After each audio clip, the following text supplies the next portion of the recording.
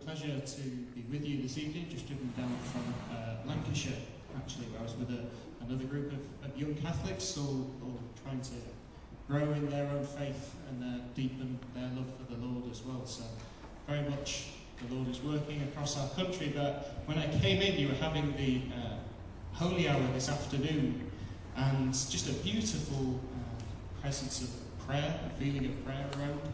And so it feels very much like I'm just stepping in for a moment while this beautiful moment with the Lord is happening. So trust, I would say, what the Lord is doing. It's very apparent that there's a lot going on right now. And if this talk is helpful, then thanks be to God. If not, then just trust to what the Lord is doing for you at this time in your life.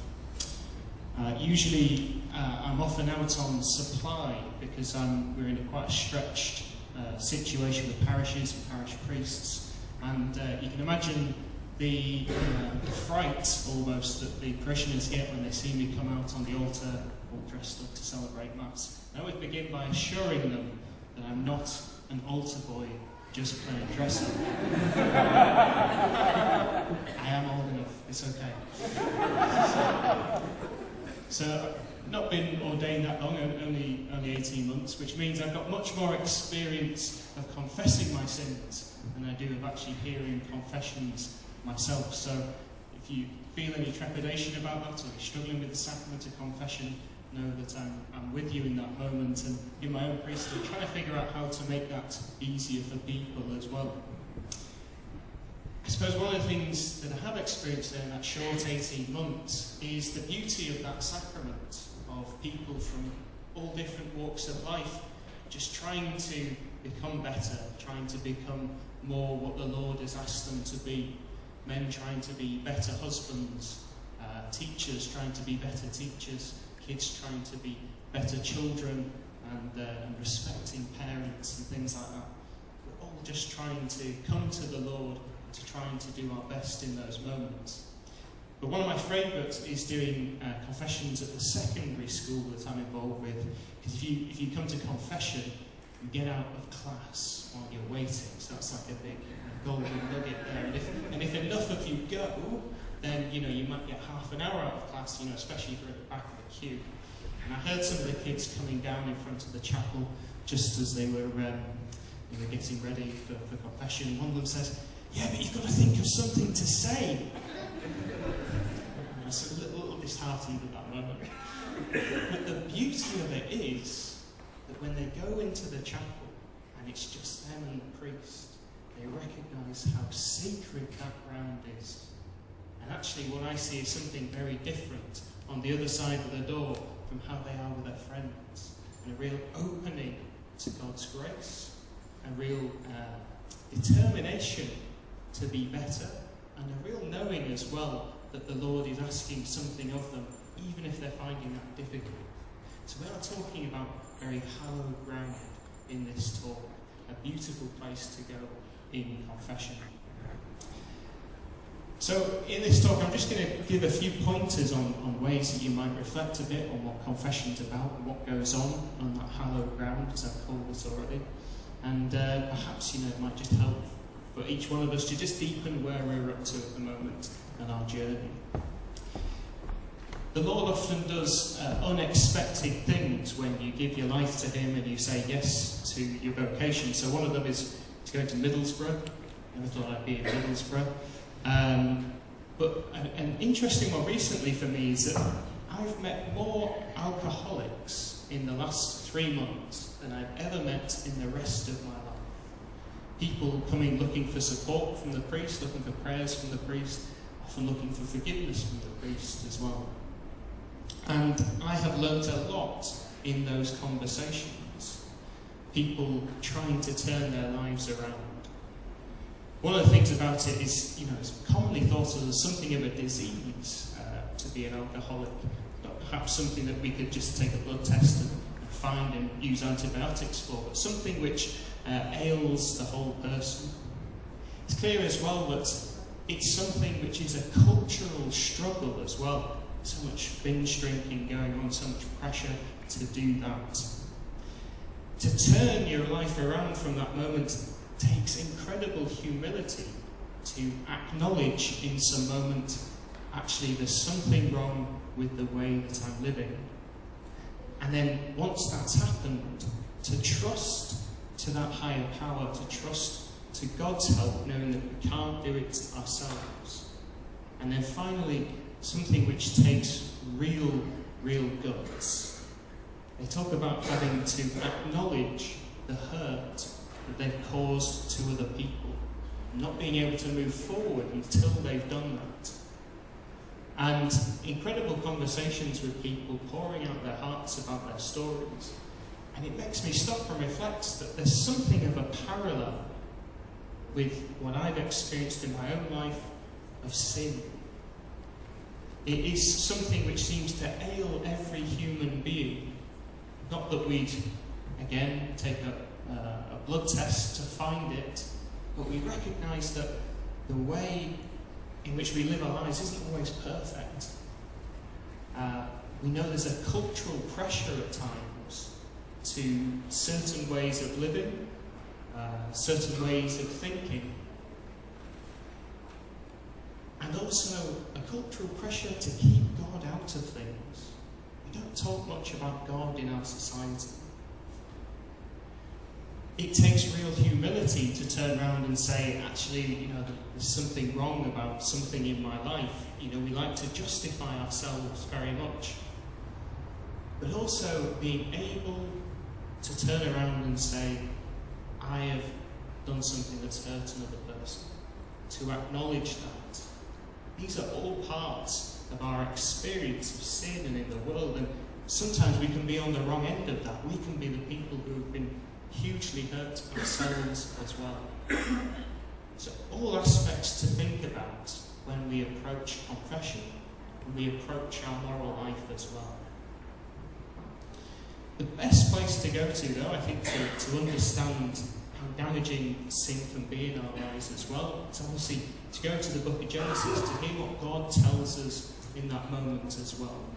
So perhaps that's the first place I want to point you out to. Maybe just go to Genesis chapter 3 and spend a bit of time there if you want to. It's the moment when Adam and Eve eat the fruit from the tree. Sometimes we think it's an apple, don't we? But they eat from the fruit of the tree of good and evil. And all sorts of things start falling apart after that's happened, after this sin has been committed. The first thing we hear about is they say, the eyes of both were opened and they realised they were naked. That's the first thing that happens after that moment. I think something we can recognise of how we look at the other person. Sometimes they become something of a challenge or a competition, an object for our own desires, someone that we're going to use for ourselves in some sense. That's an important first thing. The next thing we hear about is that God comes into the garden, and what do? They run and they hide. And he says, I hid because I was naked, and I heard your voice in the garden. After that, God turns around to them and says, what have you done? What's happening? And he says, did you eat from the fruit of the tree I told you not to eat from? And of course, what does Adam do? And this is a great one if there are any married couples here. Adam turns around and says, it was the woman you put with me. He won't take responsibility himself, he just thrusts it on someone else. He can't take responsibility. And then what does Eve do? Oh, it was the serpent that tricked me. Suddenly this harmony of, these two people who were made for each other, it's kind of, actually it's their fault and I'm trying to justify myself. What happens in that moment is sin is about a breakdown of relationships. puts something in the way, collapses our relationships from what they should be, or what we expect them to be.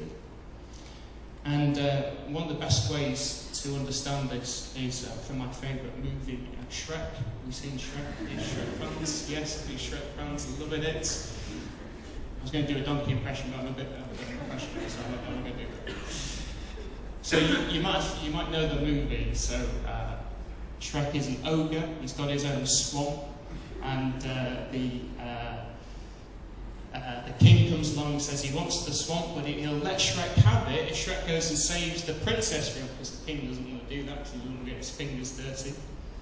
And he sets off on this great journey and picks up this friend donkey along the way. And the two become great pals. But then, after they've done this, they've completed their task. Shrek thinks he overhears Donkey saying something against him, saying something bad about his friend, and he's offended by what's gone on. So the next scene we get is back at the swamp. What's Donkey doing? Donkey's building the wall that splits up the swamp. He says, no, I'm not going to do the impression. He says, I did half of the work, that means I get half of the prize. And then he says that great line, now give me that big old rock that looks like your head. And it's a wonderful image because it's an image of the damage that is done by sin. That a wall gets put up between two people, just as that wall sort of was put up between Adam and Eve in the garden. Something's come between them now that we have to overcome so that this relationship can be restored. Now, that's with Adam and Eve. But then what about with God as well? Remember, the two hid from God in the garden. That relationship with him was broken down. Now, how could that ever be? He's their creator, their sustainer, their lawgiver, the one who provides everything for them, and suddenly that relationship is broken down. The one that they need more than anyone else. I don't know if you've got anyone in your life who's really good at encouraging you, perhaps a parent or a teacher, a friend, perhaps, who brings out the best in you, always wants the best for you. That's the image of God for each one of us, but like times by infinity, whatever you want to call it. He's the one who wants to bring out the absolute best in each one of us, who recognises the beauty in each one of us. And he can do that better than anyone else. To be apart from that relationship, that's like total breakdown. So it looks like a pretty bad situation. Donkey and Shrek have got a wall up, Adam and Eve playing hide and seek. What's going on? I want you to go to Genesis 3 if you've got your Bible with you and see the first words that God speaks after they committed sin. He says 3 simple words. Where are you? He's not playing their game. He's not thinking, where are you? Because when I get my hands on you, this is going to happen. Think more of a mother in the supermarket who's lost her child. And she's screaming, where are you? Because she wants the child back so that she can love it again, she can protect it again, she can give it the life that it needs. Those 3 words for me are like a glimpse into the heart of God, his desire for us, perhaps his fear for us that we should go astray and be apart from him, but also his faithfulness for us. As soon as it happens, where are you? I've got to have you close again because you need to be in this relationship with me. 3 beautiful words that cry out from the heart of God. It means with sin, in some sense, we are lost. We're lost from that relationship that we should have with God. We're lost, in a sense, from the beauty of the relationships that we should have with each other, because everything flows down from where that one begins. And so the question is, how far is that mother in the supermarket willing to go to find her child? How far is God willing to go to find the one that is lost? And that's the beauty of the life of Jesus Christ. Jesus personifies those three words, where are you? He goes out with that desire in his heart to personify that to the world. So in Luke 19:10 he says, "For the Son of Man came to seek out and to save that which was lost." Salvation is about finding the lost ones. Now in the Holy Hour we had the story of the prodigal son. Beautiful story of how one is found who had been lost. And if you want to go to Luke chapter 10, and you'll find the other stories there as well. Finding the lost sheep, finding the lost coin as well. And each one of us are there in that moment as someone desired by God to be in that life-giving, loving, encouraging relationship with him again. But this week, or these few days, we have already a great theme. And I don't think you can put many better passages from the Gospel of John. The calling of Nathanael, because the calling of Nathanael begins with calling of Philip. Yes. So it says, does it say, Jesus went to Galilee, and there he found Philip. In those words for our week, we could say each one of us here could put our name where Philip's is. We could say, and here in Euston, he found me. And because of being found, Philip then spreads that around to others as well. I just want to focus on what happens with Nathanael. It's a beautiful little passage that. So Philip goes and gets Nathanael and says, we found the Messiah. And Nathanael says, Jesus of Nazareth, can anything good come from that place? Now he's a proper cynic, isn't he? The sort of person who doesn't see the good in things, isn't hopeful, always puts it down on everything. Now I said it before that I grew up in Hull, I'm a Hull City fan. If anyone knows about cynicism, it's someone from Hull. So you might have heard that a great event is happening in Hull in 2017. Hull is the UK City of Culture for 2017. See, you're all amazed, aren't you? Culture in Hull. Right, okay. You can get so cynical about it. And all my friends that I talk to, we think there should be like a hashtag that says what culture, and you just take pictures of Hull, and just like around the internet. It's really sad, but I think people who go to Hull get pleasantly surprised. So we've got this guy who's a real cynic. And when he meets Jesus, Jesus calls him out on it a bit, because he says, here's a man who tells the truth. And do you have Mass today? Do you have a Feast of the Holy Family? Remember the last words from the Gospel. This was to fulfill the words of the prophet, he will be called a Nazarene. He's kind of making fun that the Messiah should come from a small town like Hull, not Hull, Nazareth. And he's calling Nathanael out on it. He's saying, yeah, it is a bit funny, but you've got to trust what God has said.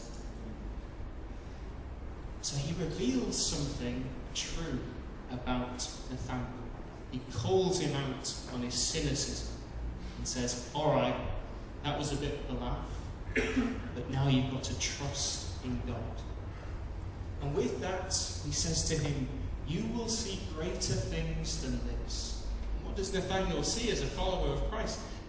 Resurrection, feeding of the 5,000, Pentecost, miracles. He sees incredible things through his discipleship of Jesus Christ. This is where we come. And confession, and what happens in that moment of reconciliation. It's a place, that sacred ground, where we allow ourselves to be found by God. If you want to prepare for confession, I would begin with that question: where are you? Allow God to address those words to you. Where are you? Because it could mean, where am I up to in life at the moment? Am I a long way from God? Am I struggling in my faith? Could be, I've been trying to figure out this vocation thing, and I'm somewhere along the line with that, and I'm not sure where I'm up to, but I'm giving it a go. Could be that you're 18 months a priest and you're now thinking, oh my word, I end up in Houston and talking in front of people and trying to figure it out. But it's a great question to begin with. Where are you? Because God addresses it to each one of us. Where are you in relation to Him? And when we take that step forward, He reveals something true about ourselves. We discover something true about ourselves. We can no longer be cynical about our life, but instead see the beauty that we were created for. That God has reached out in Jesus Christ, personifying that desire from His heart to have us close again, to give us that life-giving, nourishing relationship that He wants for each and every one of us. Now, I've never had a kind of revelatory moment, you could call it, in confession. Okay? People can, I've heard some great testimonies here at U2000 about people going to confession, it's like absolutely blown their mind. They've got back with God, they're following Christ, it's amazing. I've never been quite like that. Just I've been more of a plodder, you know what I mean? Just do it each time, get on with it. But I can say that through that commitment to try and follow Jesus and try and be true to who He's calling me to be, I've seen greater and greater things in my life as a priest, and some beautiful confessions, and people who have worked at it for months. I mean months, and it's beautiful when they can turn around and say something special at the end of that. I can see it here amongst you all. I see it just at the schools and the way people are trying to do everything they can to pass on this beautiful faith of Jesus Christ. This is the dynamic of confession. To be found, to be true, and to see greater and greater things as we commit to Jesus Christ. Thanks, Lord.